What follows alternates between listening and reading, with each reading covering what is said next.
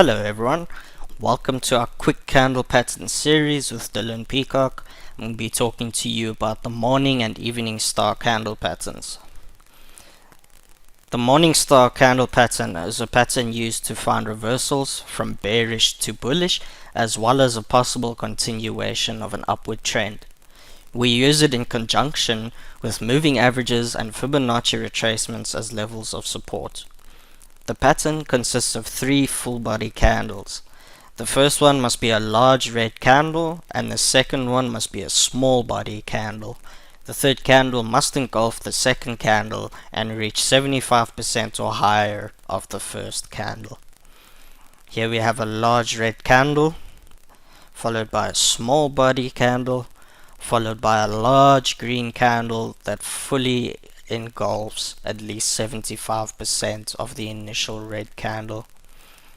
And here you can see the same thing, a large red candle followed by a reasonably small red body candle, which is now fully engulfed by a large green candle which covers at least 75% of the first candle. Here we have a large Marubozu red candle followed by a very small body candle here, and followed by a green candle which covers at least 75% of the first red candle. Here we have a smaller morning star, a reasonably large red candle, followed by a small body candle, and followed by a large green candle which covers at least 75% of the red candle. In this case it's 100%. The evening star candle pattern is used as a reversal pattern.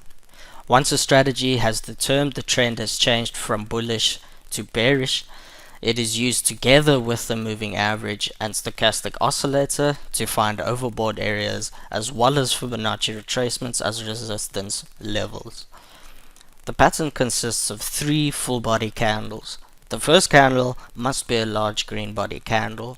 The second candle must be a small body green candle, and the third candle must be a large red body candle which engulfs the second candle and covers at least 75% of the first green body candle. Here we have some examples.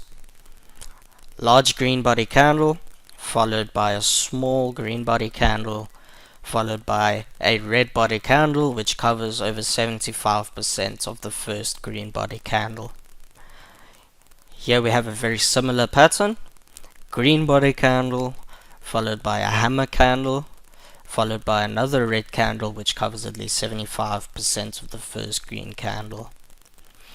Here we have the ideal evening star candle pattern. First is a large green body candle followed by a small body candle followed by a red body candle that fully engulfs the second candle and covers at least 75% of the first green candle. And here is the best example of an evening star. Large green body candle, small second body candle, followed by a large red body candle which covers at least 75% or higher of the first green candle.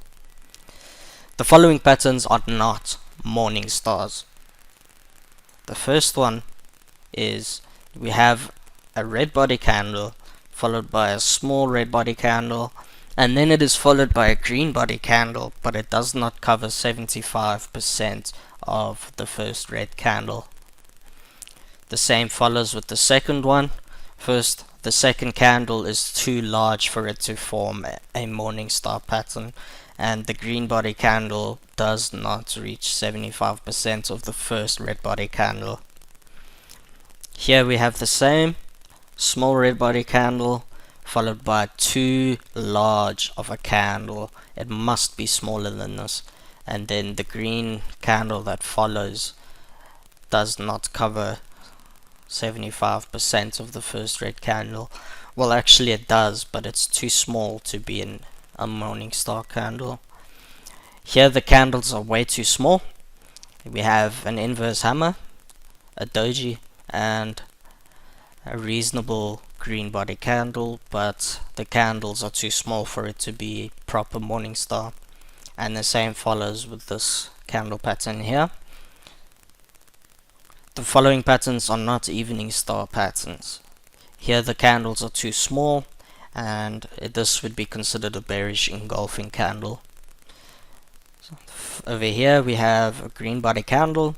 However, the second candle is too large for it to form an evening star, and the red body candle does not cover 75% of the first green body candle. We have a green body candle, and the second candle is too large for it to form a morning star, and then the last candle is also too small, so the entire pattern is too small. The middle candle would be too large to consider a possible evening star pattern. This pattern here, large green body candle, however the middle candle is too large for it to be considered a pattern, and the last candle is too small. It does not cover 75% of this candle. And finally, we have two very small candles followed by a large red candle. In this case, it would be considered a Marubozu candle. Thank you for watching the morning and evening star video. Please like and subscribe so that we can continue providing useful content.